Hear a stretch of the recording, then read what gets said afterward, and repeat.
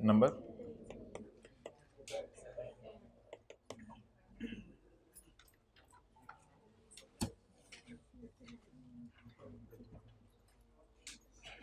अच्छा जी, कल ये हम एग्जांपल कर रहे थे पेज 43 पे। इसमें इनकम फ्रॉम बिजनेस थी इसकी 12 लाख, डिविडेंड इनकम थी 3 लाख और इसने ज़कात पे की थी 50,000। अब हमने ये कहा था, चलें पहले ज़रा सेक्शन की इंग्लिश पढ़ लें। पहले ये पढ़ लें पेज 42 जी। वो तो मैंने भी पढ़ाया ही नहीं, tax on dividend section 5। A tax shall be imposed, एक टैक्स लगेगा। A tax shall be imposed at prescribe rate on every person who receives a dividend from a company. जो बंदा भी कंपनी से डिविडेंड लेगा उसका प्रेस्क्राइब रेट के ऊपर टैक्स लगेगा। प्रेस्क्राइब रेट क्या है मोहतरम? प्रेस्क्राइब रेट गिवन रेट है नीचे 15%। अच्छा, ये कल एक जूम मीटिंग हुई थी तो उसमें ऑनलाइन वालों ने चंद सवाल पूछे थे। उसमें से एक सवाल ये था कि स्ट्रेटजी क्या होगी पेपर को लेके चलने की। भाई वो स्ट्रेटजी कोई भी नहीं है, बस यही है जो आपको रोज़ाना कराया जा रहा है, आप साथ साथ याद करें। साथ साथ पास पेपर के सवाल हो रहे हैं उनको आप जो है वो सॉल्व करके देखें। तो कोई अलग से स्ट्रेटजी नहीं है, जिस तरह क्लास में चलाया जा रहा है बस उस तरीके से चलें। अच्छा, और आई कैप की बुक की आपको कोई ज़रूरत नहीं है, बस ये बुक आपके लिए इनफ है। तो दो कश्तियों के सवार तो ना बने। A tax shall be imposed at prescribe rate, यानी एट 15% हर बंदे के ऊपर who receives a dividend from a company. तो जो बंदा भी कंपनी से डिविडेंड रिसीव करे उसके ऊपर प्रेस्क्राइब रेट पे टैक्स लगेगा। ये प्रेस्क्राइब रेट मोहतरम 15% है। ये आपने याद नहीं करना, पेपर में दिया होगा 15% याद नहीं करना। पॉइंट 2, ये जो टैक्स लगेगा डिविडेंड के ऊपर, tax shall B computed by applying the rate of dividend on gross amount of dividend. Tax लगेगा ग्रॉस डिविडेंड पे रेट लगा के। ग्रॉस जल्दी कर लेना, लेट सब। टैक्स लगेगा ग्रॉस डिविडेंड पे रेट लगा के। ग्रॉस डिविडेंड का क्या मतलब है? सुने सुने सुने सुने, ग्रॉस डिविडेंड का मतलब, ग्रॉस डिविडेंड पहले इधर सुने। ग्रॉस डिविडेंड का मतलब है खर्चे माइनस करने की इजाजत नहीं है। यानी कोई बंदा कहता है मैंने डिविडेंड इनकम कमाई और मुझे डिविडेंड लेने के लिए कंपनी जाना पड़ा और कंपनी में मुझे रिक्शे पे जाना पड़ा, तो रिक्शे के आने जाने का किराया मेरा पड़ा, तो ये माइनस करने की इजाज़त नहीं। तो डिविडेंड इनकम कमाने के लिए जो है वो खर्चे माइनस करने की इजाज़त नहीं है, बल्कि इसके बजाय डिविडेंड का रेट जो है वो किसके ऊपर लगा करेगा? बोलें, the tax shall be computed by applying the rate of tax on the gross amount of dividend. Gross amount पे लगेगा, यानी खर्चे माइनस किए बगैर लगेगा। Next, this section shall not apply to a dividend that is exempt from tax. क्या मतलब? अगर कोई नई कंपनी, एग्रीकल्चर को छोड़ो, अगर कोई नई कंपनी बनी है और हुकूमत कह दे उसके कोई बंदा शेयर खरीदे तो उसके ऊपर जो डिविडेंड पे टैक्स होगा वो हम माफ़ कर देंगे। तो अगर हुकूमत खुद किसी डिविडेंड पे कह दे टैक्स माफ़ कर देंगे, तो क्या उस डिविडेंड पे टैक्स देना पड़ेगा या वो माफ़ होगा? तो ये जनरल रूल है या ये एक्सेप्शन टाइप कोई चीज़ है? एक्सेप्शन है। ये जनरल रूल नहीं है, it is an exception. General rule क्या है? जनरल रूल ये है कि डिविडेंड पर 15% टैक्स लगता है। एक्सेप्शन ये है कि चंद सूरतों में डिविडेंड पे 15% टैक्स नहीं लगेगा, अगर हुकूमत कह दे कि हम इस पर टैक्स लेना नहीं चाहते। अच्छा, अगली चीज़ जी, every company paying a dividend shall deduct tax on the gross amount of dividend. इसकी एक मिसाल दूसरी क्लास में मैंने लिखी है, वो आप अभी नोट करें, पहले उसको समझ लें। एक कंपनी ने अनाउंस किया डिविडेंड 3 लाख रुपए का। मैं इसी सफ़े पे हूँ अभी। एक कंपनी ने अनाउंस किया डिविडेंड कितने रुपए का? 3 लाख रुपए का, for mister A shareholder. A कौन है? Shareholder. अब एक बात याद रखिएगा, कंपनी जो है ना डिविडेंड पूरा नहीं देती, क्योंकि शेयर होल्डर जिसको डिविडेंड मिला है, शेयर होल्डर होता है वो बंदा जिसने कंपनी में पैसे डाल के कंपनी के शेयर खरीदे हैं। अगर किसी भी बंदे का दिल हो मैं फलां कंपनी का मालिक बनूं, तो ओवरऑल मालिक तो नहीं बन सकते, लेकिन थोड़ा बहुत हिस्सा तो डाल सकते हैं ना कंपनी में। तो अगर आपने किसी कंपनी के शेयर खरीदे हैं तो कंपनी साल के एंड पे आपको अपने प्रॉफिट बांटेगी, जिसे डिविडेंड कहते हैं। तो कंपनी ने अनाउंस किया है 3 लाख रुपया एक खुशकिस्मत बंदे के लिए डिविडेंड, कि कंपनी अपने प्रॉफिट बांट रही है और शेयर होल्डर को डिविडेंड दे रही है। कंपनी पे करेगी सिर्फ 2,55,000 टू मिस्टर ए। 2,55,000 कैसे? 3 लाख इसका डिविडेंड बनता है, 3 लाख का 15% माइनस होगा माइनस करके जवाब आएगा 2,55,000। तो ये इसने कमाया कितना, 3 लाख, लेकिन बेचारे को सिर्फ मिला कितना, 2 लाख। तो पीटीसीएल अगर अपने किसी शेयर होल्डर के लिए 3 लाख के डिविडेंड का ऐलान करती है तो वो घर लेके जाएगा 2,55,000 और कट कटा के उसको 255 मिलेगा। बाकी पीटीसीएल कहाँ जमा करवा देंगे, हुकूमत के खजाने में। तो इसने कमाया कितना, 3 लाख, लेकिन इसके ऊपर 15% जब टैक्स लगा तो बेचारे को सिर्फ मिला कितना, 2,55,000। ये जरा बात पहले पढ़ लें फिर नोट कर लीजिएगा। Every company paying a dividend shall deduct tax, company tax काटेगी on gross amount of dividend. जो भी ग्रॉस अमाउंट होगी डिविडेंड की उस पर कंपनी टैक्स काटेगी। तो टैक्स काटने के बाद इसको कितना मिला बोले, 255,000। जल्दी करें भाई, आप लास्ट पे मुझे लगता है आपको नजर नहीं आ रहा, इधर आ जाओ, थर्ड रो में आ जाओ।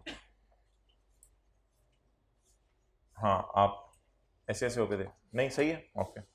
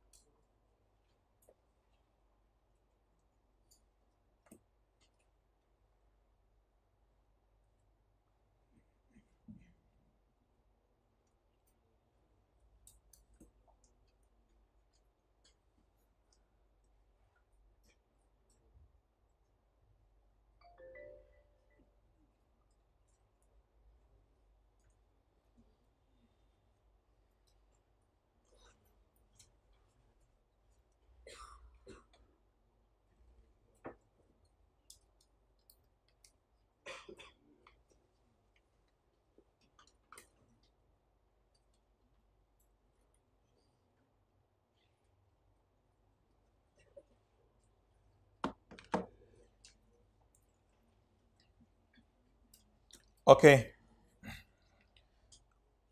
अच्छा जी, अच्छा डिविडेंड का जनरल टैक्स रेट क्या जी, 15%। लेकिन ये कोई dividend paid by independent power producers, ये इंडिपेंडेंट पावर प्रोड्यूसर कोई बिजली बनाने वाले कोई इदारे होंगे। अगर ये डिविडेंड दें तो कितने परसेंट पे डिविडेंड देंगे, 7.5% पे। और सर्टन अदर केसेस, पता नहीं कौन से केसेस होंगे, उनमें डिविडेंड के परसेंटेज क्या है। बहरहाल डिविडेंड की परसेंटेज अगर आपको पेपर में दी हो वो यूज़ कर लीजिएगा, वजह जनरल आपको 15% ही दी होगी। तो ये कोई अजीब से रेट है, बस इनको एज इट इज़ पेपर में आए तो इस्तेमाल कर लीजिएगा, वरना डिविडेंड के लिए याद रखिएगा रेट कितने परसेंट है, सिर्फ 15%। कोई जानने की जरूरत नहीं इंडिपेंडेंट पावर प्रोड्यूसर कौन होते हैं, बात करनी होती मैं खुद करता। एक्सेप्शन वाले केस में तो कंपनी उसको पूरा डिविडेंड दे देगी, क्योंकि उसका डिविडेंड एग्जेम्प्ट है। तो अगर 3 लाख कमाया तो कंपनी पूरा 3 लाख उसको दे देगी टैक्स काटे बगैर।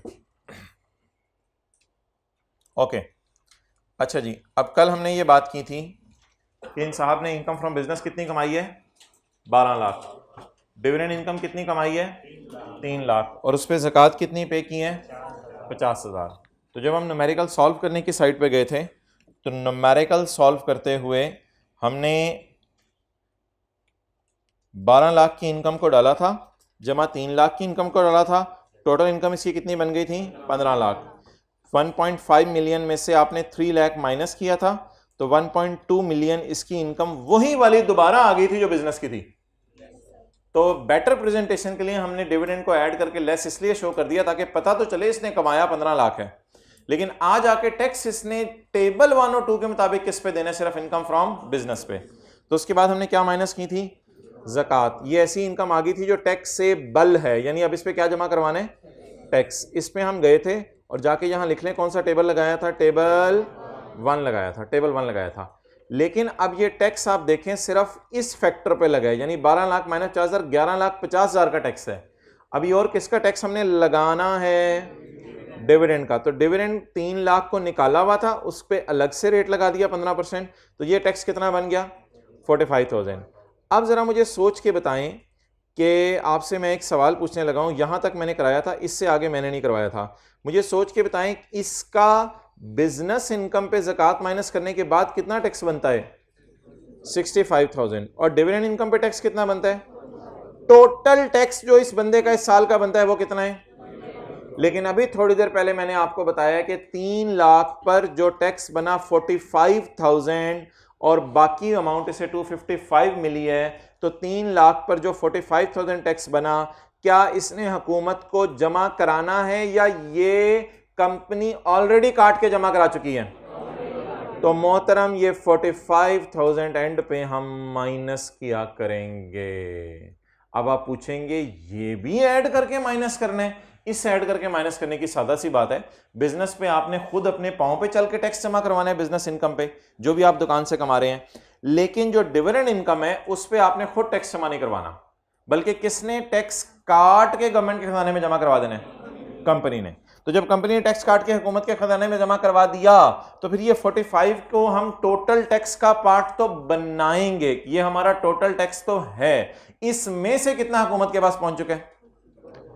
तो बाकी टैक्स जो है वो अब हम अपने पांव पे चल के खुद जाके जमा करवाएंगे, वो वही वाला टैक्स है 65 जो ऊपर नजर आ रहा है। तो जी अच्छा, ब्राइटनेस कम कर दूं, क्लियर हो गया जी? तो ये एक टैक्स है 45,000 जो हम लेस किया करेंगे, और इसके आने वाले दिनों में ना काफी रिवीजन होनी है जी। वो जा रहे हैं, करने गए हैं, अभी नजर तो आ रहे हैं ना? तो 45,000 को लेस करने की वजह बता दें। Tax deducted on already dividend pay tax क्या हो चुका है? डिडक्ट हो चुका है, already dividend pay tax deduct हो चुका है। क्लियर? तो अब बता दें जी डिविडेंड के टैक्स के साथ क्या सलूक किया करेंगे? इसे टोटल टैक्स में डालेंगे, किस वजह से? कि ये हमारा टैक्स बनता है। इसे फिर माइनस क्यों करेंगे? क्योंकि ये ऑलरेडी हुकूमत के पास पहुंच चुका है। सही होगा।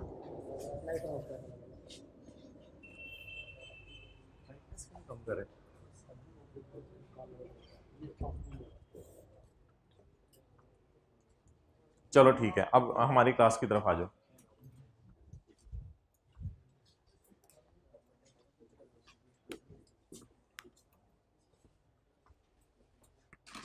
अच्छा भैया, अब डिविडेंड के अंदर कुछ कैरेक्टरिस्टिक्स हैं जो मैं आपको बताने लगा हूं कि डिविडेंड के अंदर क्या क्या खसूसियात पाई जाती हैं।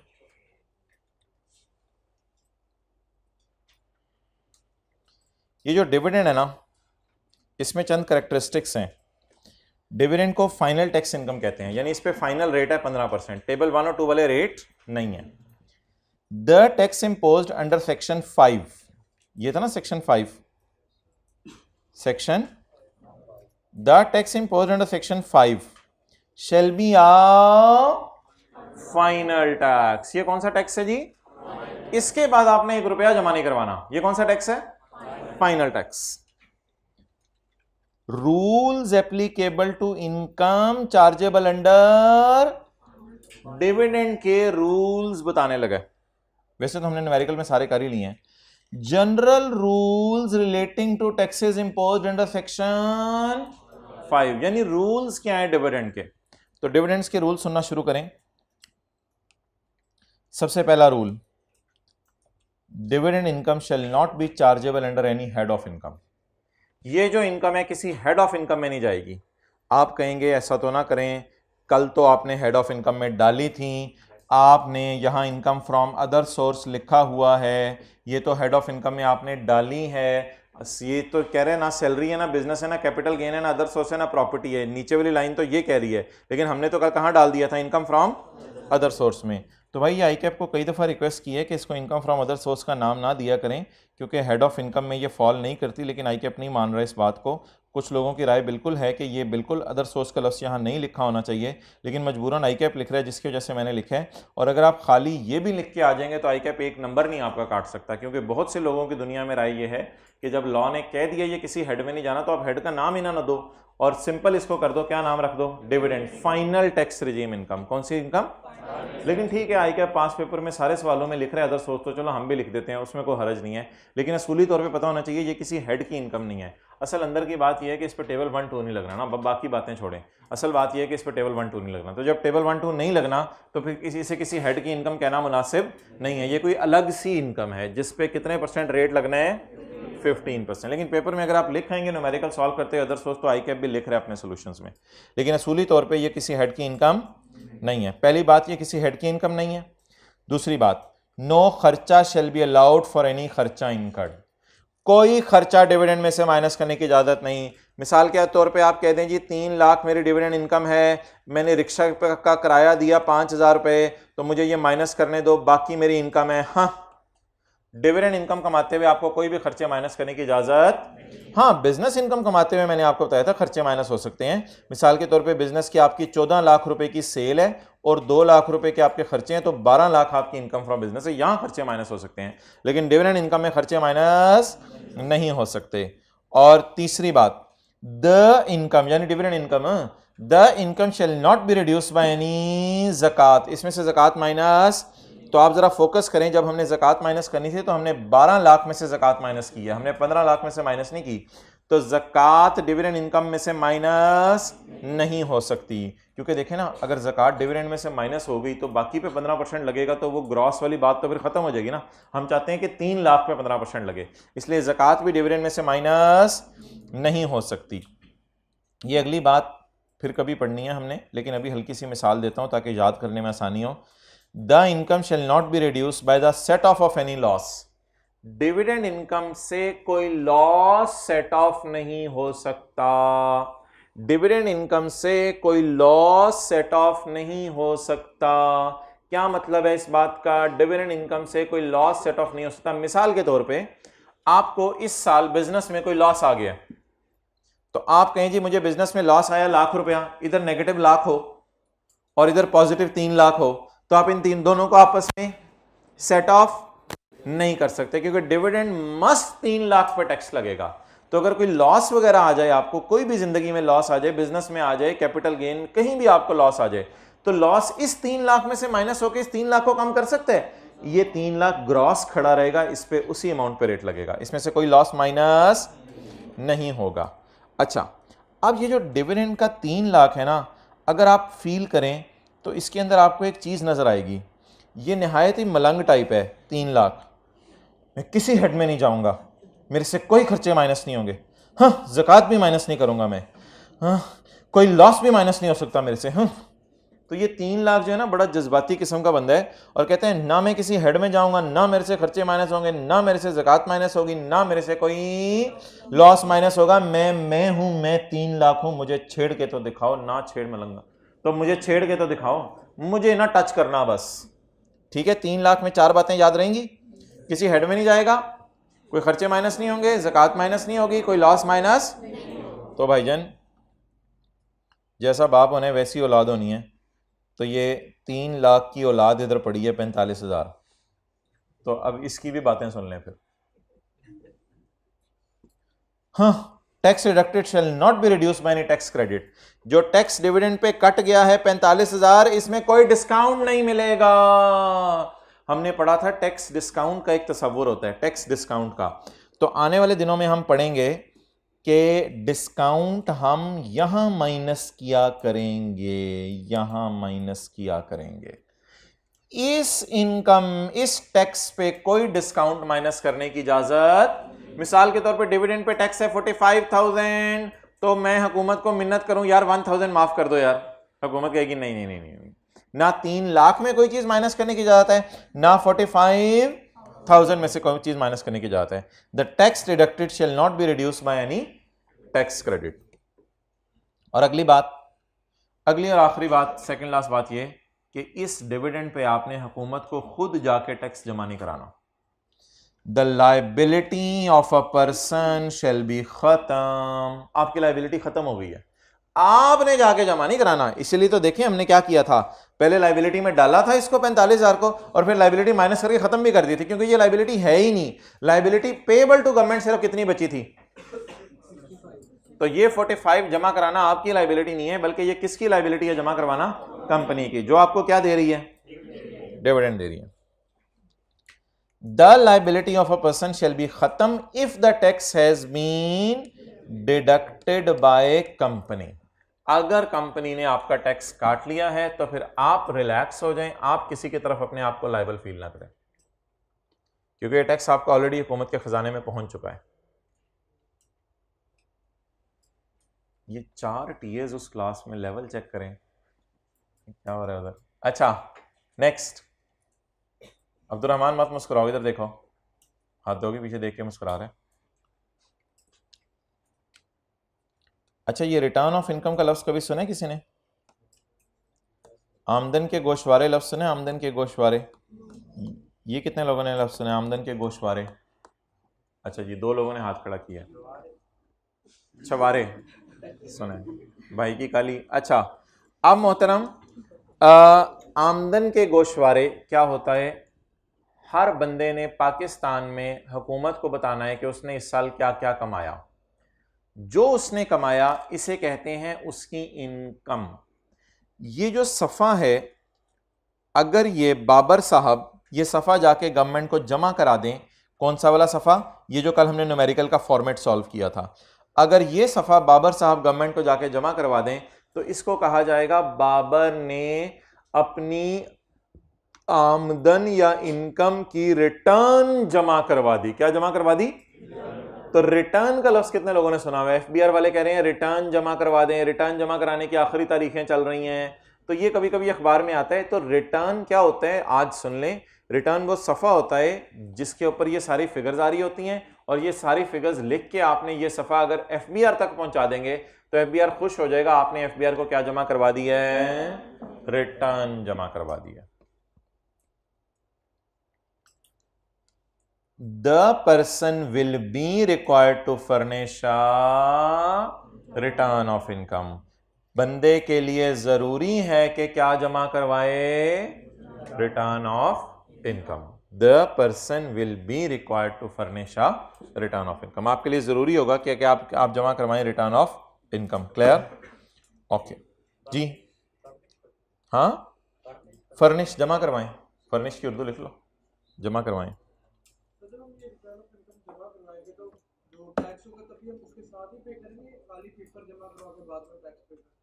ये चैप्टर 15 में हम पढ़ेंगे। अच्छा जी चले जी, अब आपने जो है वो घर में मलंग बन जाने, अपने बाल ऐसे आगे डाल के ना आपने शुरू हो जाना है डिविडेंड के 3 लाख के ऊपर, किसी हेड में नहीं जाएगा। थोड़ी थोड़ी देर बाद ऐसे करना है आपने, ठीक है? घर वाले के ये इफ्तारी से पहले करना है आपने। 3 लाख पे उंगली, किसी हेड में नहीं जाएगा, कोई खर्चे माइनस नहीं होंगे, ज़कात भी नहीं माइनस हो सकती, थोड़ी थोड़ी देर बाद ज़कात भी नहीं माइनस हो सकती, लॉस भी नहीं माइनस हो सकता। कोई पुत्र की हो गया है, नहीं अम्मी लॉस भी नहीं माइनस हो सकता, किसी हेड में भी नहीं जा सकता ये। और अगला बात, इसके टैक्स में से टैक्स क्रेडिट भी नहीं माइनस हो सकते, और ये मैं नहीं जमा कराऊंगा हुकूमत को, मैं नहीं जमा कराऊंगा ये, क्योंकि कंपनी ने ऑलरेडी काट लिया ना, तो आपकी लायबिलिटी। हाँ अब आपने थोड़ा सा ठंडे हो गए ना, मलंग पुना खत्म करके आप साई की तरफ देख रहे हैं, अब आपने थोड़े ठंडे हो गए ना, कहने हाँ मैं रिटर्न जमा करवाने जाऊंगा। क्या जमा करवाने जाऊंगा? रिटर्न। तो 3 लाख की करेक्टरिस्टिक्स बता दें 4, किसी हेड में नहीं जाएगा, खर्चे माइनस नहीं होंगे, ज़कात माइनस नहीं होगी, और लॉस माइनस नहीं होंगे। और अब 45,000 की 2 खासियत बता दें।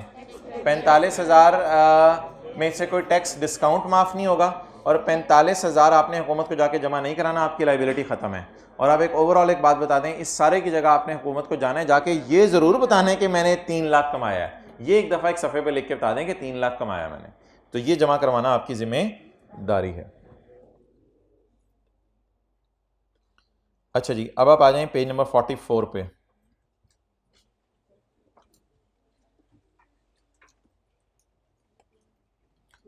अच्छा भाई, एक वो दुनिया है, आपकी तो अपनी छोटी सी दुनिया ना, मैं किसी और दुनिया की बात करने लगा हूं। एक वो दुनिया है जिसमें नॉर्मल तरीके से टैक्स देते हैं, नॉर्मल तरीके से टैक्स देते हैं। वो दुनिया आपको शुरू वाले दिनों में पढ़ा दी थी, salary, capital gain, business, property, other source, total income, ज़कात, टैक्सेबल इनकम, और टेबल 1 और 2 लगता था, और इसके आपने 8-9 छोटे छोटे सवाल भी होमवर्क में किए थे एक दिन। तो इसको कहते हैं नॉर्मल टैक्स की दुनिया। इसकी खासियतें दो होती हैं, इसमें से खर्चे भी माइनस हो सकते हैं, हाँ खर्चे भी माइनस हो सकते हैं, और इन पे टेबल 1 और 2 लगता है, और ये किसी हेड ऑफ इनकम में भी जाते हैं, इनमें खर्चे भी माइनस होते हैं, इनमें ज़कात भी माइनस होती हैं। ये जो नॉर्मल टैक्स की चीज़ें हैं इसमें फाइनल वाली खासियतें नहीं है, ये किसी हेड में भी जाएगा, इसमें खर्चे भी माइनस होंगे, इनमें लॉसेस भी सेट ऑफ होंगे, इनमें ज़कात भी माइनस होगी, इनका टैक्स खत्म नहीं हो जाएगा, आपको खुद जाके जमा करवाना पड़ेगा हुकूमत के खजाने में। तो ये सारी खासियतें नॉर्मल टैक्स में हैं, और इसमें ग्रॉस अमाउंट पे टैक्स नहीं लगेगा, बल्कि अगर आप बिजनेस कर रहे हैं तो बिजनेस के बिजली के बिल वगैरह खर्चे माइनस करने की इजाजत होगी। इसे कहते हैं नॉर्मल टैक्स की दुनिया। रिजीम मींस दुनिया, नॉर्मल टैक्स की दुनिया, और नॉर्मल टैक्स की दुनिया के अंदर ये सारी चीजें आपको पढ़ाई थी जी। हाँ, एक है सेपरेट टैक्स की दुनिया। कौन सी दुनिया? ये दोनों मिसालें अभी आपको समझ नहीं आएंगी क्योंकि ये दोनों मिसालें अभी हमने नहीं पढ़ी। एक है फाइनल टैक्स की दुनिया। एक क्या है? फाइनल टैक्स की दुनिया का नाम कायदे-आज़म अल्लामा इकबाल ने अपनी मीटिंग में रखा था प्रिजम्पटिव टैक्स रिजीम, जो अल्लामा इकबाल के शेरों में भी आपको मिलेगा। तो वो सीरियस हो गया था। फाइनल टैक्स की दुनिया दूसरी कौन सी है? इसको प्रिजम्पटिव टैक्स रिजीम भी कहते हैं। क्या कहते हैं? इधर ग्रॉस अमाउंट पे टैक्स लगता है, इधर यानी खर्चे माइनस करने की इजाजत। और इसकी एक मिसाल हमने पढ़ ली है, डिविडेंड इनकम। आने वाले दिनों में कोई और मिसाल भी पढ़ेंगे, फिलहाल एक मिसाल हमने पढ़ी है डिविडेंड इनकम। इस पे टेबल 1 और 2 वाले रेट नहीं लगते, बल्कि different rates are there in law. Law में इसके डिफरेंट रेट अवेलेबल है, टेबल 1 और 2 वाले रेट इसमें नहीं लगते जी। बिल्कुल। अच्छा, अब आप आ जाए पेज 45 पे। 7 का बी होमवर्क में कर लीजिएगा, मसले मसाइल में पूछ लीजिएगा, मेरा नहीं ख्याल होंगे। क्वेश्चन 8 होमवर्क में कर लीजिएगा।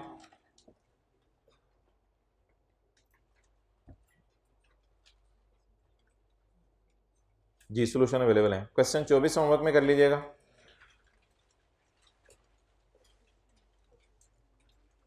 क्वेश्चन 26 का ए और बी होमवर्क में कर लीजिएगा, सी आपको समझ नहीं आएगा।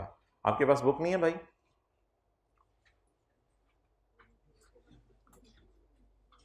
अच्छा जी, अब क्वेश्चन 29 में आ जाए। 26 का क्या करना है? ए और बी करना है, वो मैंने बता दिया। अच्छा, सी नहीं करना, सी हुआ तो सी हो जाएगा, मिर्चें लगेंगी आपको। अब क्वेश्चन 29 में आ जाए। क्या? 26 का ए और बी। 29 में आ जाए, पढ़ें जी। जनरल रूल्स बता दें जो लगने हैं ऐसी इनकम पे जो फाइनल टैक्स की इनकम है। अभी हम फाइनल टैक्स की इनकम किस सेक्शन में पढ़ के आए हैं? 5 में। लेकिन सेक्शन 5 नहीं लिख के आना इसमें मोहतरम, सेक्शन 5 लिख के काटें, सेक्शन 8 पूछ रहा है, सेक्शन 5 नहीं पूछ रहा। क्या पूछ रहे? डिविडेंड के बारे में आप बताओ। टैक्स ऑन डिविडेंड हेडिंग दी है इसने, या इसने कहा है डिविडेंड के रूल बताओ? डिविडेंड की टैक्सेशन बताओ या डिविडेंड के रूल बताओ? सेक्शन 5 की हेडिंग और सेक्शन 8 की हेडिंग में फर्क देखें। बिल्कुल सेक्शन 5 और 8 की हेडिंग में इतना फर्क है जितना आप में और साथ वाले के में फर्क है।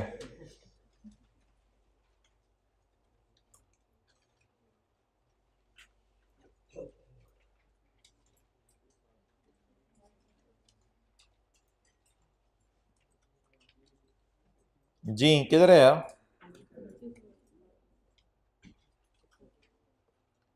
सेक्शन 5 की हेडिंग है टैक्स ऑन डिविडेंड। ये नहीं पूछ रहा वो क्या पूछ रहा है? उसने जो लफ्ज लिखा है वो लिखा है rules applicable to income subject to final tax. Subject to का मतलब है जिसपे कौन सा टैक्स है? Final tax. और फाइनल टैक्स टेबल 1 और 2 को नहीं कहते। फाइनल टैक्स किसे कहते हैं? 15% जो डिविडेंड वाला है उसे फाइनल टैक्स कहते हैं। क्लियर? तो इसलिए इसके जवाब में कौन सा सेक्शन लिख के आएंगे? 8, जिसे कहते हैं जवाब ही दे देना। तो इसको सेक्शन 8 लिख के आएंगे इसके जवाब में। क्लियर? ओके जी। पेपर में साथ सेक्शन का नंबर नहीं लिखना, बिल्कुल सेक्शन का नंबर पेपर में साथ नहीं लिखना, ना आपने घर में इसको याद करना है नंबर को।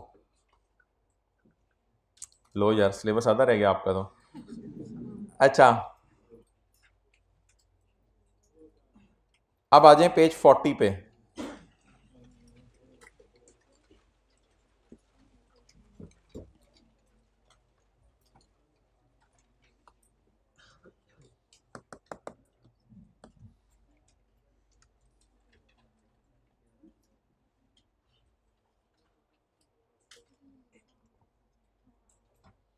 अच्छा, मुझे ये बताएं पेज 40 पे कि मैंने आपको बताया था सेक्शंस किस में होते हैं?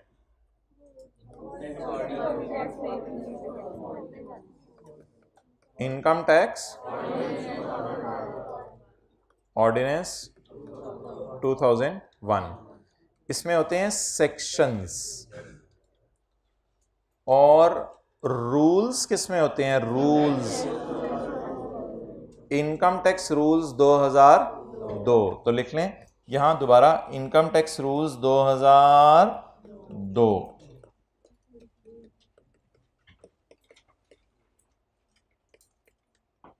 ऑर्डिनेंस 2001 में बना था और रूल्स 2002 में आए थे। एक हो गया इनकम टैक्स ऑर्डिनेंस और एक हो गया इनकम टैक्स रूल्स। अब मेरा सवाल आपसे ये है कि इनकम टैक्स ऑर्डिनेंस के सेक्शन का नंबर क्या है? 67। और इनकम टैक्स रूल्स के रूल का नंबर क्या है? 13।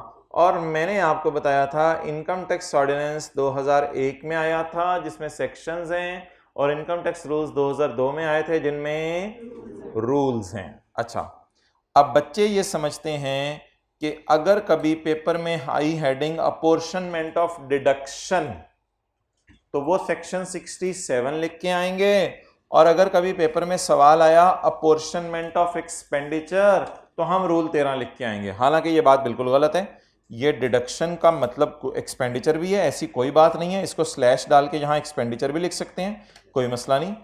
डिडक्शन एक्सपेंडिचर एक ही लफ्ज है, कोई डिफरेंट लफ्ज नहीं है।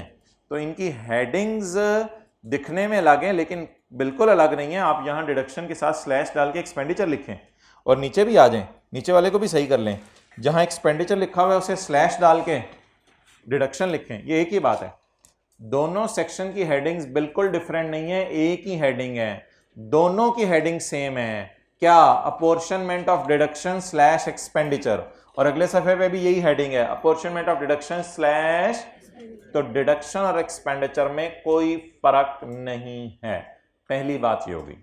दूसरी बात, पता कैसे चलेगा कि सेक्शन 67 मांगा है पेपर में सॉल्यूशन में लिख के आने या रूल 13 लिख के आने? पेपर में पता कैसे चलेगा?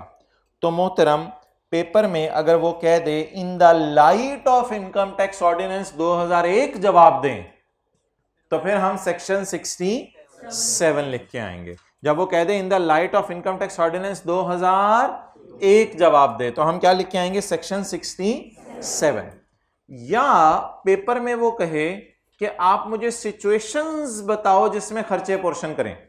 सिचुएशंस, भाईजान सिचुएशंस अगले सफे पे नहीं लिखी हुई, अगले सफे पे तो फॉर्मूला लिखा हुआ है और इनकम की क्लासेस लिखी हुई हैं। वो सिचुएशंस कब कब बन सकती हैं? जब खर्चे पोर्शन करने हैं। तो पेपर में सवाल आ जाए एक्सप्लेन द सिचुएशंस इन विच खर्चे पोर्शन करें, तो फिर चाहे इनकम टैक्स ऑर्डिनेंस 2001 का लफ्ज ना भी लिखा हो, फिर भी इसका यही मतलब होगा कि हमने जवाब में क्या लिख के आना है? सेक्शन 67 या रूल 13। तो ए बी और बी की हेडिंग दे दें सिचुएशंस या सरकमस्टांसेस। ये वो सिचुएशंस या सरकमस्टांसेस हैं जिनमें खर्चों को क्या करना पड़ सकता है? अपोर्शन करना पड़ सकता है। ये वो सिचुएशंस या सरकमस्टांसेस हैं। अच्छा, अब दो बातें हो गई। दो सूरतों में आपने सेक्शन 67 लिख के आना है। पहली सूरत, सवाल आ जाए पेपर में explain the apportionment of deductions in the light of income tax ordinance 2001, तो फिर तो इसी की बत्ती जलानी है आपने, इसी लाइट में करना है काम। और अगर पेपर के अंदर सवाल आ जाए कि explain the situations where expenses need to be apportioned, तो सिचुएशन तो अगले सफे पे दी नहीं हुई। सिचुएशन सारी की सारी किस सफे पे दी हुई है? इस सफे पे दी हुई है जहां क्या लिखा हुआ है? सेक्शन 67। डन, पहली बात मेरी मुकम्मल हो गई। इसमें से आज तक कभी पास पेपर में सवाल नहीं आया रूल 13 में से। अब रूल 13 में से अगर कभी सवाल आएगा तो सवाल क्या आएगा, explain the apportionment of deductions in the light of income tax rules 2002। बल्कि मेरे ख्याल से इस तरह भी सवाल नहीं आएगा, अगर कभी सवाल आया तो उसमें से छोटे छोटे सवाल आएंगे, define gross receipt, define common expenditure, what is common expenditure, what is the formula for apportionment of deductions, what are different class of incomes. कोई ये छोटे छोटे सवाल आ सकते हैं। इसमें से पूरा सवाल मेरा नहीं ख्याल आ सकता है कि पूरा रूल उठा के लिख दो, बहरहाल पूरा रूल आ भी सकता है, लेकिन ये जरा ज़हन में रखिएगा वो इनकम टैक्स ऑर्डिनेंस की रोशनी में और ये इनकम टैक्स रूल्स है। और सिचुएशंस वहां बताएंगी है, यहां सिचुएशंस नहीं बताएंगे, यहां बिल्कुल डिफरेंट बातें हो रही हैं। और सिचुएशंस शायद आपको याद हो हमने बात की थी, सिचुएशंस दो हेड्स ऑफ इनकम की इनकम कमा रहे हैं, नॉर्मल इनकम कमा रहे हैं और फाइनल इनकम कमा रहे हैं, या आप जो है वो हेड ऑफ इनकम की इनकम कमा रहे हैं और किसी और पर्पस के लिए यूज कर रहे हैं। और इसमें आपने शायद नोट की हो एक चीज, फोकस की हो, अगर आप गौर करें, सिनेरियो ए में लिखा हुआ था कमा रहे हैं एक से ज्यादा हेड ऑफ इनकम में इनकम, ए बी में लिखा हुआ था नॉर्मल टैक्सेबल इनकम भी कमा रहे हैं जैसे बिजनेस वगैरह, कैपिटल गेन वगैरह, और किसी फाइनल टैक्स वाली इनकम भी कमा रहे हैं जैसे एक्सपोर्ट सेल है, और डिराइव का लफ्ज लिखा हुआ था। लेकिन यहां आप बी में देखें डिराइव का लफ्ज दूसरे में नहीं लिखा हुआ, पहले में लिखा हुआ डिराइव का लफ्ज। क्या मतलब, यहां आप किसी हेड ऑफ इनकम में इनकम भी कमा रहे हैं और किसी और मकसद के लिए बिजली इस्तेमाल कर रहे हैं, यहां डिराइव का लफ्ज नहीं लिखा हुआ। रीजन सुने क्यों, यहां आप इनकम फ्रॉम प्रॉपर्टी भी डिराइव कर रहे हैं, इनकम फ्रॉम बिजनेस भी डिराइव कर रहे हैं, कमा रहे हैं। यहां आप एक्सपोर्ट सेल करके फाइनल टैक्स की इनकम का डिराइव कर रहे हैं, यहां आप लोकल सेल करके नॉर्मल इनकम डिराइव कर रहे हैं। लेकिन यहां जाके देखें, हम ग्राउंड फ्लोर पे तो इनकम फ्रॉम बिजनेस डिराइव कर रहे हैं, फर्स्ट फ्लोर पे कोई इनकम डिराइव कर रहे हैं या अदर पर्पस के लिए बिजली यूज कर रहे हैं, तो यहां कोई इनकम डिराइव तो नहीं हो रही घर के अंदर। इसलिए उसने, आप फोकस करें, डिराइव का लफ्ज नहीं लिखा, बल्कि उसकी जगह उसने सिर्फ एक लफ्ज लिख दिया है, क्या, फॉर सम अदर पर्पस। अच्छा, इसके सवाल देख लें पास पेपर के। उस क्लास में कोई टीए बैठे हैं तो हाथ खड़ा कर दें। अच्छा, अबू बकर जरा मैसेज कर दो किसी को, आ जाए जरा, ऑफिस बॉय की जिस मर्जी को बुला लो। अच्छा जी, ये पास पेपर क्वेश्चन नंबर 5,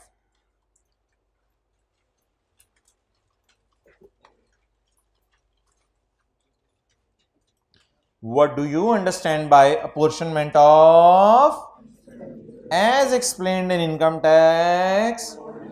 बता दें जी, सेक्शन 67 लिख के आएंगे या रूल लिख के आएंगे? सेक्शन 67, क्योंकि क्या लिखा हुआ है, in the light of income tax ordinance. Next, good भाई, आजा, पहली रो में बैठ गए हो, हाथ हिला दो, वाइट शर्ट, पहले तीसरी चौथी में बैठे होते हो। अच्छा चलो आगे चलें जी। क्वेश्चन नंबर,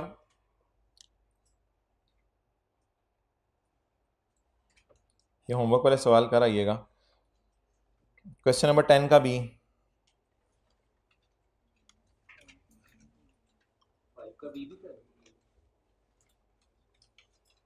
5 का बी कहाँ आ गया बीच में माय डियर? 5 का बी, हाँ वो करना हुआ कर लेना, कोई मसला नहीं, इस तरह का सवाल कराया हुआ क्लास में।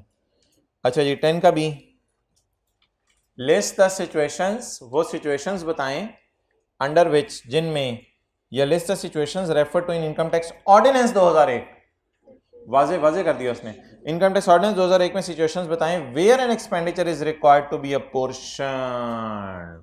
जहां सिचुएशन से भी वैसे क्लियर हो गया यार, वो ना रूम 5 से चेयर ला दो सर वाली। तो list the situations refer to in income tax ordinance, income tax ordinance में वो सिचुएशंस बताएं जहां खर्चों को क्या कर सकें, अपोर्शन कर सकें। तो वो 3 सिचुएशंस है, ए बी और बी, लेकिन उसको 1 2 3 करके आप पेपर में लिख के आएंगे। ए बी और बी के चक्कर में पढ़ने की जरूरत नहीं है, क्योंकि और बड़े चक्कर हैं आपको जिंदगी में।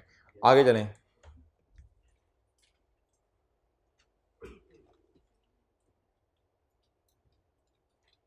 ये कर लिया था दानेश्वर वाला सवाल, नहीं किया हुआ? ये करें, क्वेश्चन 22। मिस्टर दानेश्वर एक मशहूर ऑथर है, देखें अम्मी अब्बू ने नाम क्या रखा पैदा होते ही, इसने अपनी एक किताब लिखी है बंदों की हरकतें, और जानते जानते लोगों की हरकतें इसको 2.5 साल लग गए, और अब तहरीरी शक्ल में मार्केट में हाथों हाथ बिक रही है। इसको 2.5 साल लगे हैं भाईजान ये काम करने में। ये काम नहीं, ये कामा होगा पूरा। He received lump sum of 9 lakh in May 2016 on account of royalty. उसको रॉयल्टी के बाद में 9 लाख इकट्ठा मिल गया है। आप बताएं दानिश इस 9 लाख पे कैसे टैक्स देगा? याद आ रहे हैं? 9 लाख को तोड़ के कितने हिस्से करेंगे? 3, और हर साल कितना कितना इनकम में डालेंगे? 3-3 लाख। किस किस साल? 16 में, 15 में और 14 में। 16 में, 15 में और 14 में। क्लियर? ओके, अगला सवाल 33 करें। 23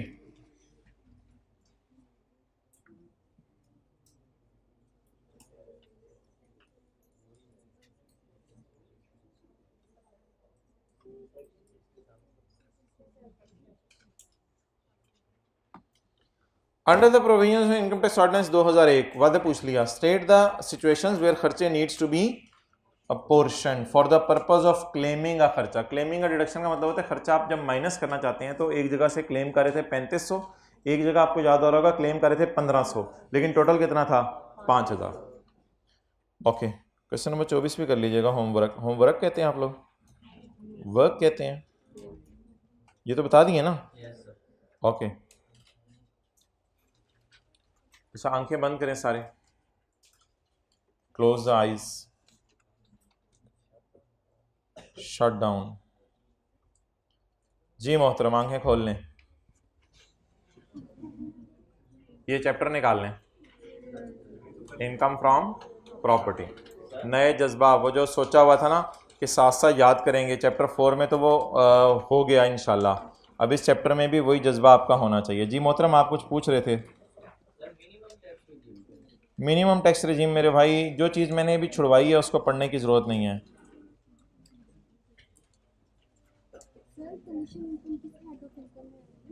अदर सोर्स में चली जाती है आमतौर पे।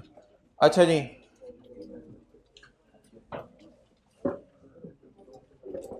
Income from property.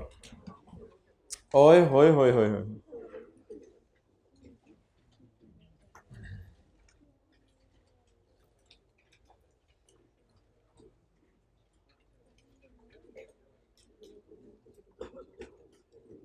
भाईजान ये प्लॉट है, और ये जो है वो प्लॉट के ऊपर जो है वो घास है उगी हुई। अगर प्लॉट के ऊपर घास उगी हुई है तो क्या ये प्लॉट जो है वो ओपन प्लॉट हो सकते हैं, यानी ओपन टू स्काई? अगर ये प्लॉट आपके घर का है, मिसाल के तौर पे आपका कोई 10-20 मरले का इस तरह का प्लॉट है और वो खाली है, बस खाली पड़ा है, अगर आप किसी को पार्किंग स्पेस के तौर पे दे दें कि दफ्तर वाले अपनी गाड़ियां पार्क कर लिया करें, तो आप इसके ओनर हैं इस प्लॉट के, तो आपको जो किराया आ रहा होगा वो लैंड का किराया आ रहा होगा ना खाली, तो ये आपकी इनकम फ्रॉम प्रॉपर्टी होगी। तो कुछ लोग खाली प्लॉट किराए पे दे देते हैं, कुछ लोग अपना घर ही किराए पे दे देते हैं, कुछ लोग क्या किराए पे दे देते हैं?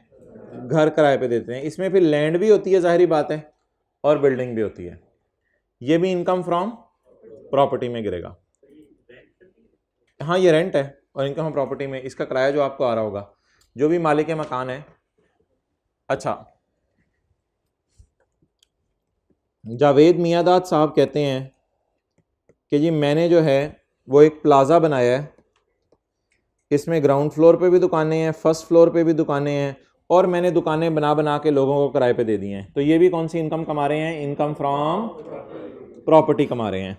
इसी तरह मिसाल के तौर पे सकलैन मुश्ताक साहब आते हैं, और सकलैन मुश्ताक साहब आके कहते हैं कि जी मैंने एक घर पकड़ा है, घर के ground floor, first floor, second floor को अलग अलग किया है, और इसमें मैंने छोटे छोटे कमरे बना के हॉस्टल बना दिया है, तो ये हॉस्टल भी इनकम फ्रॉम प्रॉपर्टी है।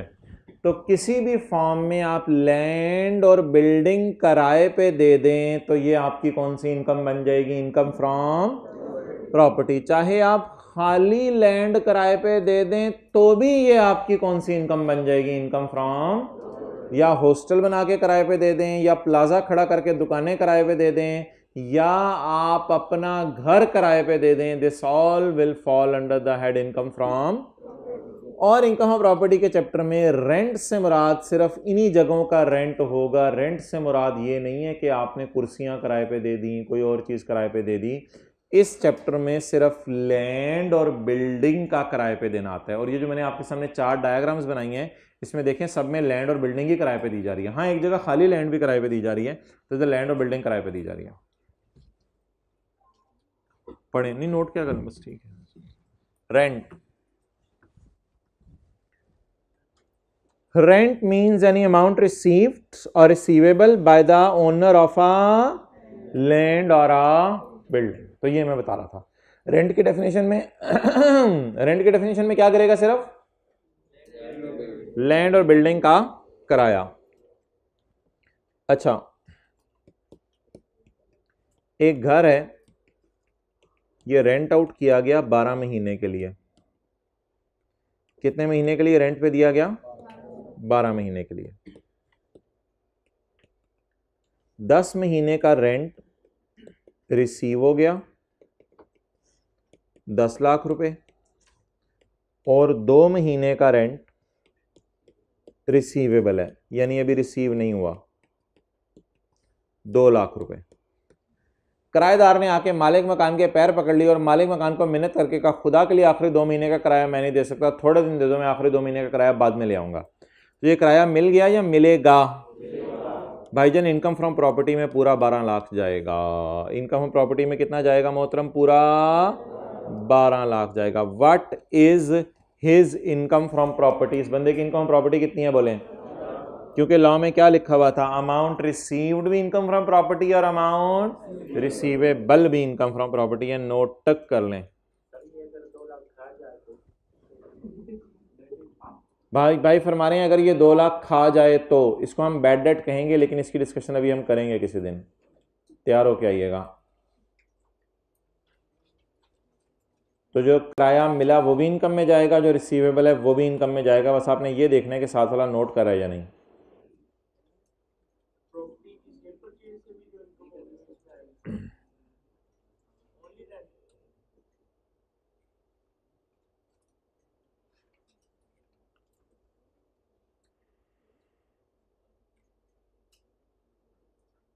बुक पे ही सब कुछ नोट किया करें। और ये जो लेफ़्ट वाला सफ़ा खाली छोड़ा हुआ है चैप्टर में, और इससे पिछला सफ़ा भी खाली है, तो ये जो है वो ज़ीरो काटा खेलने के लिए नहीं है, ये इन्हीं चीज़ों के लिए है ताकि ये सारी चीज़ें बुक के ऊपर ही कवर हो जाएं।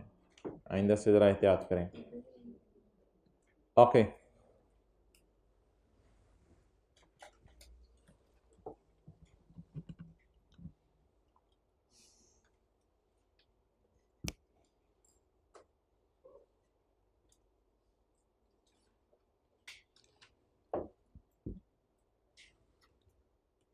एनी अमाउंट रिसीव्ड और receivable by the owner of a land और बिल्डिंग, बदले में, किस चीज़ के बदले में? फॉर द यूज़ और ऑक्यूपेशन ऑफ लैंड और बिल्डिंग। आपने लैंड और बिल्डिंग की को ऑक्यूपाई करने दिया, लैंड और बिल्डिंग को ऑक्यूपाई करने दिए।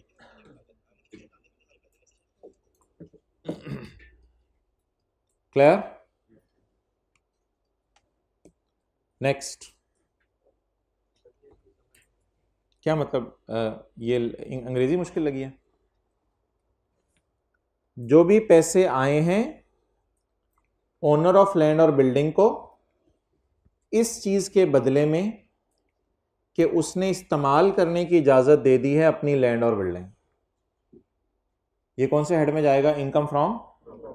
समझ आ गई? आपने पूछा था, समझ आ गई? Amount received by the owner of land और बिल्डिंग, इस चीज के बदले में कि उसको जो है वो उसने अपना घर किराए पे दिया है या यूज या ऑक्यूपाई करने की इजाजत दी है। नेक्स्ट,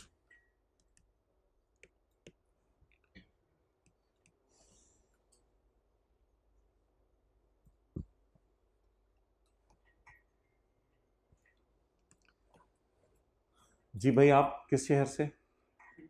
सरगोदा से। अच्छा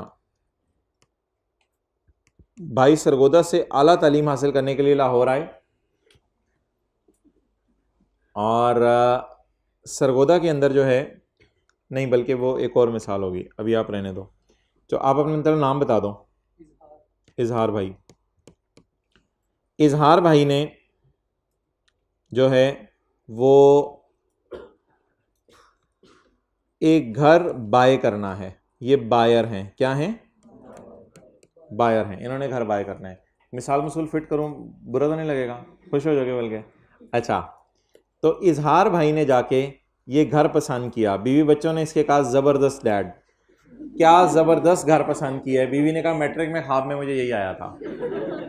तो इजहार साहब ने ये घर पसंद कर लिया। अब इसका जो सेलर है वो भी तगड़ा बंदा है, वो इंजमामुल हक है, यानी इंजमाम का ये घर है, बड़ी मेहनत से उसने ये घर बनवाया है। तो सेलर इंजमाम है। इस घर के बाहर लिखा हुआ है फॉर सेल और 10 करोड़ रुपए का ये घर है। अच्छा, इजहार ने पे किया, या चलें इस तरह कर लेते हैं, इंजमाम ने रिसीव किया। इंजमाम ने रिसीव किया इनिशियल डिपॉजिट। क्या रिसीव किया? Initial deposit of 1 crore. कितने का इनिशियल डिपॉजिट रिसीव किया? 1 करोड़ रुपए का। And later on deal was cancelled. Deal क्या हो गई? कैंसल हो गई। अब बता दें कि इंजमाम को घर बेच के मिलने कितने थे? इंजमाम को घर बेच के मिलने कितने थे? इनिशियली बयाना कितना मिला? 1 करोड़। बाकी इंजमाम को कितने मिलने की उम्मीद थी? बाकी उम्मीद को फारग करें। इसने आके इजहार ने कहा भाईजान ये घर में मैं नहीं रह सकता कम से कम। तो इजहार ने आके इनकार कर दिया। मार्केट की नाम ये 1 करोड़ इंजमाम की जेब में चला जाता है। ये मार्केट की नाम है कि ये 1 करोड़ कहाँ चला जाता है? इंजमाम की जेब में चला जाता है। ये 1 करोड़ इंजमाम की जो जेब में गया है, ये लैंड एंड बिल्डिंग बेच कर गया है या बेचने का इरादा था?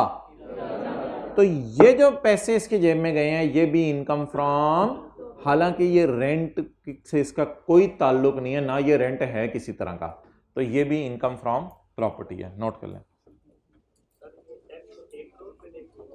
हाँ जी, क्या 1 करोड़ पे इंजमाम की इनकम फ्रॉम प्रॉपर्टी होगा?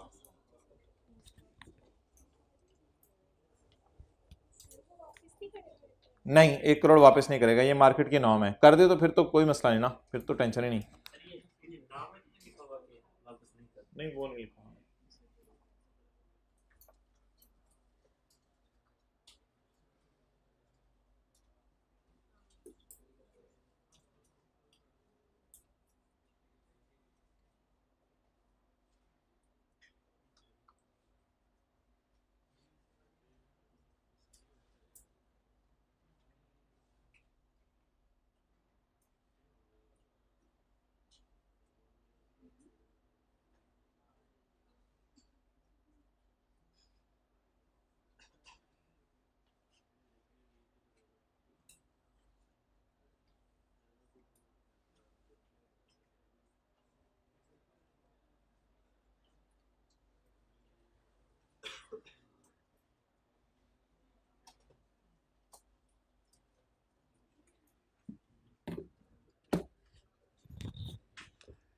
Okay,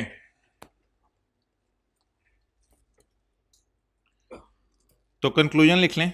it is Inzamam income from property. Conclusion लिख लें, it is Inzamam income from property.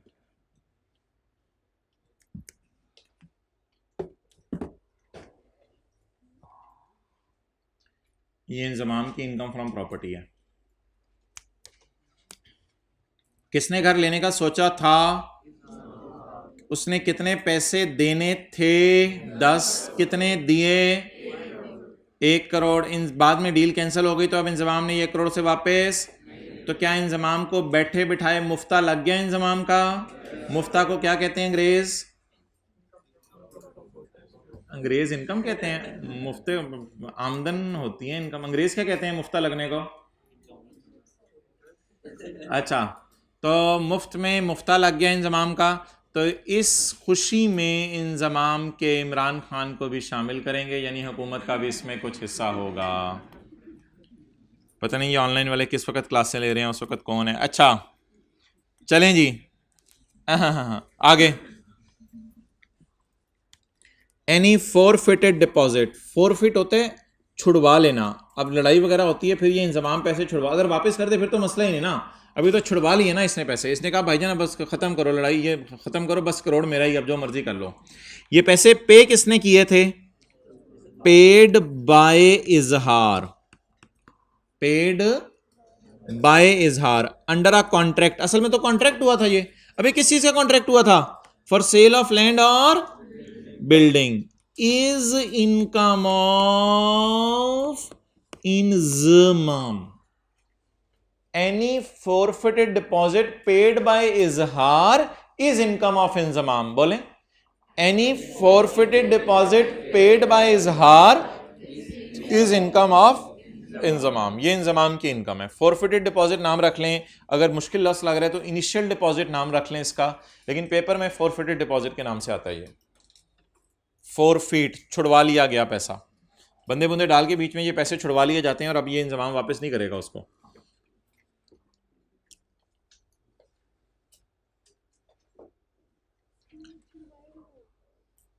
छुड़वाएगा कौन? असल में होगा ये कि उस बंदे की कोशिश होगी कि मुझे पैसे वापस करो, इंजमाम कहेगा भाईजान ये पैसे छोड़ दो यार प्लीज, इनकी बातें ना करो। तो इस कॉन्टेक्स्ट में इस्तेमाल हो रहा है। तो इसकी अंग्रेजी जरा याद कर लें। Forfeited deposit paid under a contract for sale of land और ए बिल्डिंग।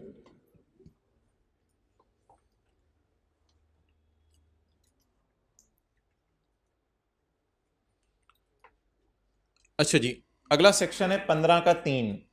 इसको जरा मैं आपको एक्सप्लेन करता हूं। जी मोहतरम, आप किस शहर से आए हैं? झंग से, माशाल्लाह। शाहजू ने देखा हुआ, सुना हुआ? अच्छा, झंग में है। कोटसाई सिंह सुना हुआ? झंग में, झंग के रिमोट इलाके में रहते हो, शहर में रहते हो, किधर रहते हो? अच्छा, तो झंग में से ये आए हैं। झंग से आला तालीम हासिल करने के लिए कहाँ आए? लाहौर। 3030 में जब इनकी सामान्य उम्री लिखी जाएगी तो उस वक़्त उसमें आएगा कि ये भाई जो है वो झंग से आला तालीम हासिल करने के लिए किसके इधर आ गए थे? Lahore.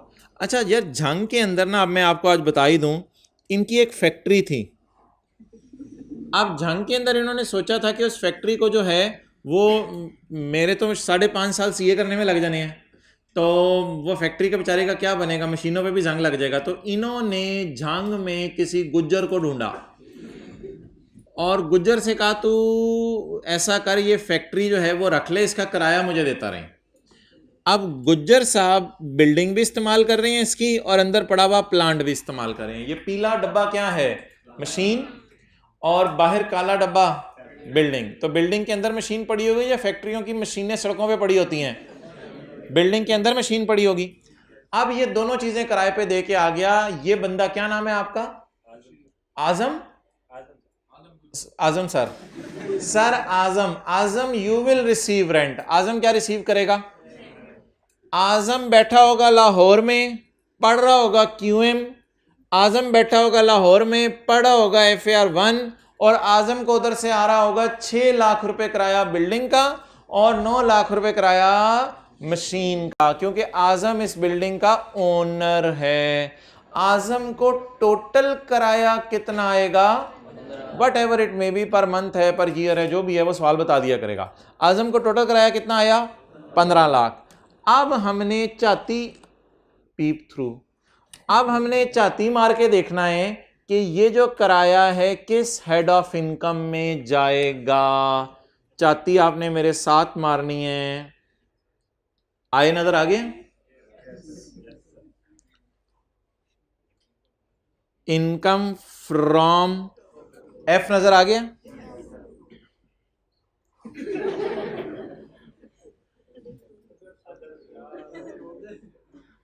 Income from other source, ये जितना कराया है सारा का सारा आजम की इनकम फ्रॉम अदर सोर्स में जाएगा। अच्छा, लॉ के पीछे हमने लॉजिक भी देखनी है कि इसकी लॉजिक क्या थी, लॉ मेकर ने सोची होगी। डिविडेंड के टैक्स रेट की 15% लॉजिक क्या है, 16% क्यों नहीं है, ये चीज़ें भी हमारे सिलेबस में, ये तो सीए फाइनल के सिलेबस में भी नहीं है। तो हमने लॉजिक तो लॉ के पीछे नहीं देखनी, हमने तो ये देखना है लॉ जो कह रहा है बस वो करते रहेंगे। अब दिखने में आपको लग रहा है बिल्डिंग भी किराए पे दी हुई है, तो बिल्डिंग का किराया इनकम फ्रॉम प्रॉपर्टी में जाना चाहिए, लेकिन लॉ मेकर कहते हैं ना ना ना ना भाई, अगर आप फैक्ट्री पूरी की पूरी फैक्ट्री किराए पे दे दो ना, तो जो फैक्ट्री का किराया आपको आ रहा होगा ये आपकी कौन सी इनकम होगा, इनकम फ्रॉम। तो अब जो बंदा भी पाकिस्तान में अपनी फैक्ट्री किसी दूसरे को किराए पे दे दे और खुद उस फैक्ट्री में कारोबार ना कर रहा हो, एक तो आप अपनी फैक्ट्री में खुद कारोबार करें, वो तो आपकी इनकम फ्रॉम बिजनेस है। अगर आप फैक्ट्री से जान छुड़ाना चाहते हैं तो फैक्ट्री किसी को किराए पे दे दें, तो जो आपको किराया आ रहा होगा वो किराया आपके किस हेड में जाएगा, इनकम फ्रॉम अदर सोर्स में। सेक्शन 15 का 3 नोट कर लें, साथ वाले को प्यार से कौन ही मारें, जल्दी नोट करवाएं, वो आने लगे अगला पॉइंट। नोट करें भाईजान जल्दी।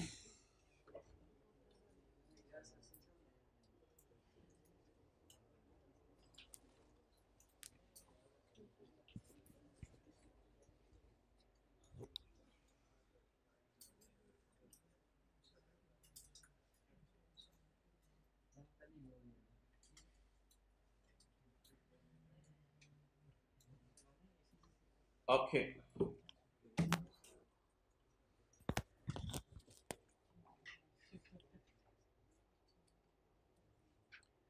ये सारी एग्जांपल अपने लवाजमात लेके साथ जा रही है, चटनी, रायता, दही भल्ले सब लेके साथ जा रही है। वाह वाह वाह, जल्दी जल्दी जल्दी नोट करें।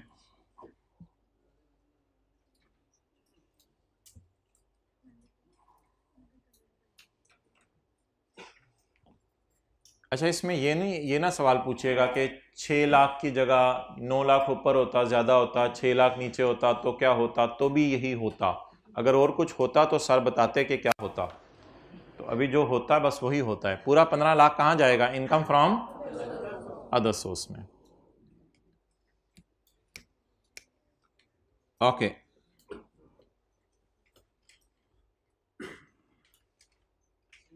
जी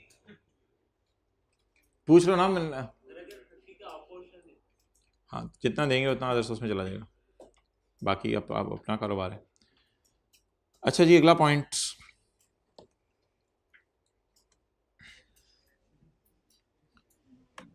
यार ये चाचू है कोई, इसका नाम क्या है, चाचू, मुझे जरा धड़ वापस ले आने। ये कौन है जी, चाचू।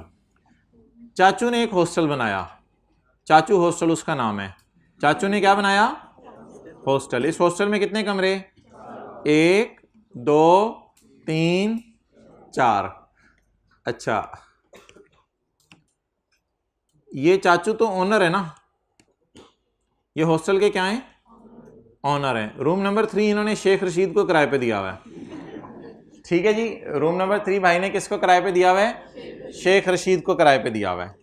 शेख रशीद से बात तय ये पाई के भाईजान कमरे का किराया महीने का कितने रुपए होगा, 20,000 रुपये। महीने का किराया कितना होगा, 20,000 रुपये। और वाईफाई की सहूलत भी, wifi wifi internet internet internet की सहूलत भी होगी, बिजली की सहूलत भी होगी, सिक्योरिटी गार्ड की सहूलत भी होगी, किचन भी होगा, और फलां फलां ये सहूलतें मौजूद होंगी, ठीक है। ये यूटिलिटीज़ वगैरह, बिजली और ये सारी सहूलतें आपको मुहैया की जाएंगी। आपके दोस्त आ जाए तो वो होटलों में एक्स्ट्रा मैट्रेस भी होता है, वो भी मिल जाता है, वो भी आपको सहूलत मौजूद होगी। ये सारी सहूलतें आपको मौजूद होंगी।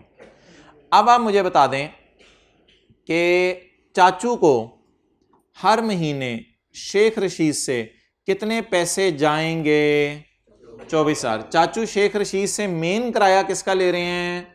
कमरे का। और बाकी किराया किसका ले रहे हैं? अदर सर्विसेज का। क्या ये सर्विसेज कमरे से कनेक्टेड हैं या कोई और सर्विसेज हैं? कमरे से कनेक्टेड सर्विसेज हैं। इधर देख रहे हैं आप लोग? तो ये इधर देखना है। तो ये कमरे से कनेक्टेड सर्विसेज हैं। तो अब टोटल किराया चाचू को कितना जाएगा? 24,000। रूम 1 से इनके जेब में चला गया 24,000, रूम 2 से इनके जेब में चला गया 24,000, रूम 3 से इनकी जेब में चला गया 24,000 और रूम 4 से इनकी जेब में चला गया 24,000। तो ये 24,000 इनको हर महीने किराया चला जाया करेगा हर रूम से। अब मसला वही होगा कि ये जो किराया आ रहा है इसको कैसे डील करना है, तो उसको हम देखते हैं क्या करना है। आय नजर आ गया आपको? आय, एफ नजर आ गया? एफ। ओए होए होए होए होए होए होए होए होए होए, देखे चाचू भी गायब हो गए यार, अखीर होगी। ओए होए होए होए होए भाईजान, इधर तो कहानी पलट गई बिल्कुल, एकदम ऐसे जज्बात आपके बदल गए, कहानी पूरी की पूरी पलट गई। ये किराया किधर चला गया? इनकम फ्रॉम प्रॉपर्टी में। और ये वाला किराया, ये टोटल इनफ्लो है ना, यानी टोटल आपको किराया आ रहा है हर महीने। इनफ्लो का लफ्ज तो समझाने के लिए लिखा हुआ है कि इतना किराया आया, उसमें से कितना किराया इनकम प्रॉपर्टी में डालेंगे? 20,000। और कितना अदर सोर्स में डालेंगे? 4,000। असल में ना इधर शायद वजह यह है कि मेन रीज़न जो है ना, कोई भी बंदा आता है रूम किराए पे लेने, तो ये नहीं देखता कि इंटरनेट चल रहा है या नहीं, या कोई भी बंदा रूम किराए पे लेने आता है तो ये नहीं देखता यूटिलिटीज़ भी हैं या नहीं। आप कॉलेज में आके ये नहीं देखते पानी की सहूलत होगी या नहीं। आप कॉलेज में आके ये नहीं देखते कि कॉलेज के अंदर जो है कैंटीन की सहूलत होगी या नहीं। आप कॉलेज में आके आप कॉलेज में ये चीज़ें होती हैं बट सेकेंडरी होती हैं, इनके बगैर भी गुजारा चल जाता है। तो असल रूम है, बाकी चीज़ें क्या हैं? सेकेंडरी हैं। तो रूम के अलावा जो भी सर्विस आप उसको दे रहे हैं, उसकी मद में जो किराया ले रहे हैं वो कौन सी इनकम होगी? इनकम फ्रॉम, और बाकी इनकम फ्रॉम प्रॉपर्टी। तो इधर मेरे ख्याल से तोड़ना पड़ेगा रेंट को। टोटल रेंट कितने? इसको तोड़ दिया ना हमने, टोटे टोटे करना इसी को तो कहते हैं शायर। तो टोटे टोटे कर दिए हमने इसको, तो ये ऊपर वाला टोटा इसका किधर जाएगा? इनकम फ्रॉम प्रॉपर्टी में। और नीचे वाली टोटा किधर जाएगा? इनकम फ्रॉम अदर सोर्स में। जी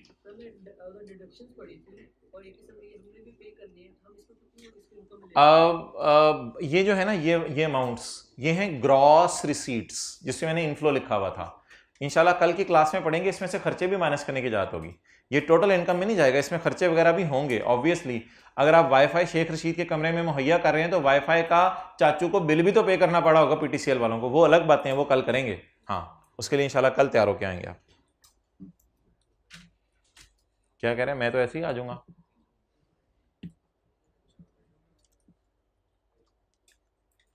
चलें जी, पढ़ें इसको। तो भाई साबित ये हुआ कि असल जो है ना, रूम को देख के लोग डिसीजन लेते हैं या बाकी सहूलतों को देख के? असल रूम को देख के डिसीजन लेते हैं। इसलिए रूम का किराया इनकम फ्रॉम, और जो मालिक मकान चाचू बाकी सहूलतें दे रहा होगा, ये सहूलतें जो है इसके मद में कितने पैसे ले रहे हैं? ये 4,000 कहां चला जाएगा? तो अब चाचू क्या कहेंगे? मैंने एक रूम से एक महीने में कितनी इनकम फ्रॉम प्रॉपर्टी कमाई? ये ग्रॉस रिसीट है, अभी इसमें से खर्चे माइनस नहीं हुए, खर्चों पे कल बात करेंगे। और एक रूम से मैंने अदर सोर्स कितनी कमाई? 4,000। 3 और 3 ये पढ़ लें। 3, एनी किराया received by a person, any किराया रिसीव्ड बाय अगेंस्ट किराए पे देना, अगेंस्ट किराए पे देना। एनी किराया received by a person against किराए पे देना ऑफ बिल्डिंग टुगेदर विद, पहले वो तो बोले ना, building together with plant and, building को अगर प्लांट एंड मशीनरी के साथ किराए पे दिया जाए तो इसे उर्फे आम में फैक्ट्री कहते हैं ना। तो any rent received by a person, person से मुराद owner, any rent received by owner against किराए पे देना of building together with shall be chargeable under the head income from ये सारा का सारा किधर चला जाएगा, अदर सोर्स में चला जाएगा। लेकिन where rent include amount received for providing utilities, where rent include amount received for providing utilities, it shall be chargeable under income from other source। दोबारा सुने, where rent include any amount for providing utilities, then it shall be chargeable under the head income from, only it, सारा नहीं, only it shall be chargeable under the head income from, where rent include an amount received for providing utilities, it shall be chargeable under the income from it या all it, सिर्फ ये वाली चीज other source में जाएगी। Amenities की एक और, एमिनिटीज को यूटिलिटीज भी कहते हैं। एमिनिटीज भी सहूलतें होती हैं, जैसे रूम सर्विस दे दी, रूम की सफाई करा दी रोजाना, और एनी अदर सर्विस, वाईफाई वगैरह की कनेक्टेड। लेकिन एक बात याद रखिएगा, ये सारी सर्विसेज ना connected with the renting of building होती हैं। यानी एक बंदा इस हॉस्टल के बाहर जाके कहते हैं भाईजान वाईफाई कितने का, चाचू कहेगा चल भाग इधर से, वाईफाई लोगों के लिए नहीं है, इसके लिए रूम लेना पड़ेगा। नहीं जी सिक्योरिटी गार्ड की सर्विस आप मुझे दे दें, मैं ज़रा बाहर खड़ा हूँ, कोई मुझे कुछ डॉगी मुझे बाइट ही ना कर ले। नहीं भाई, आपके लिए ये सर्विस नहीं है सिक्योरिटी गार्ड की, ये जो रूम्स के अंदर रह रहे हैं उनके लिए सर्विस है। तो ये इन सर्विसेज के अंदर खास बात क्या होगी, These are connected with the renting of building। ये सिर्फ उन्हीं को सर्विसेज मिलेंगी जो कि बिल्डिंग को इस्तेमाल कर रहे होंगे, और जो इस बिल्डिंग को इस्तेमाल नहीं करेगा उसको ये सर्विस नहीं मिलेगी। तो पढ़ लें जी।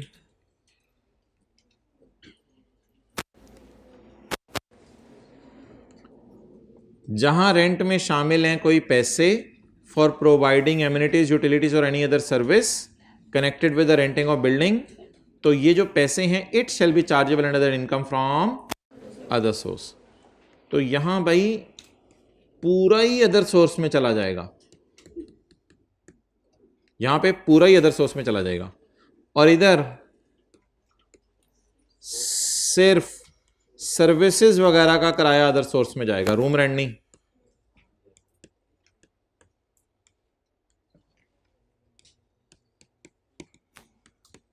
आप समझते हैं मैं अपने लिए लिख रहा हूं, मेरा पेपर है।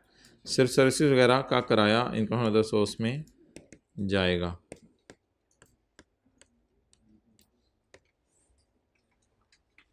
क्लियर?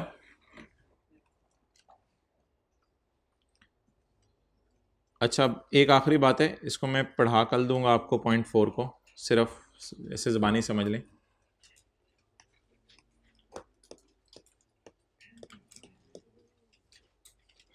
सिर्फ सर्विसेज वगैरह का किराया अदर सोर्स में जाएगा।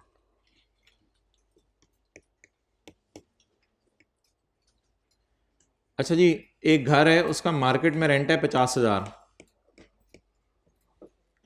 एक देहाती बंदा आया, आपने उसकी सादगी से फ़ायदा उठाया और आपने उससे कैश रिसीव किया, यानी रेंट रिसीव किया 52,000। मार्केट में कितना किराया घर का? 50,000, और आपने किराएदार से लिया कितना? 52,000। मिसाल के तौर पे कॉलेज वाले कहते हैं जी हमारी फ़ीस है 18,000, तो एक सीधा सा बच्चा आया, उसे कहा 18,500 दे दो, वो 18,500 दे के चला गया। तो मार्केट का किराया कितना है घर का? 50,000, और कैश इधर देख लें, अभी क्लोज ना करें जी, और कैश कितना रिसीव हुआ? 52,000। अब सवाल ये होगा कि किराए में क्या ऐड होगा? The following amount of rent will be added in income, higher of actual rent or fair market rent। मुझे बताएं एक्चुअल रेंट कितना है? एक्चुअल रेंट और फेयर मार्केट रेंट पूछ रहा हूं। एक्चुअल रेंट एग्रीमेंट में कितना लिखा हुआ है? 52,000 एक्चुअल रेंट एग्रीमेंट में लिखा हुआ है, और मार्केट में कितने? इन दोनों में से कौन सा ऐड होगा? 52,000, हायर वाला। चलें कल इस पे बात करेंगे, ठीक है।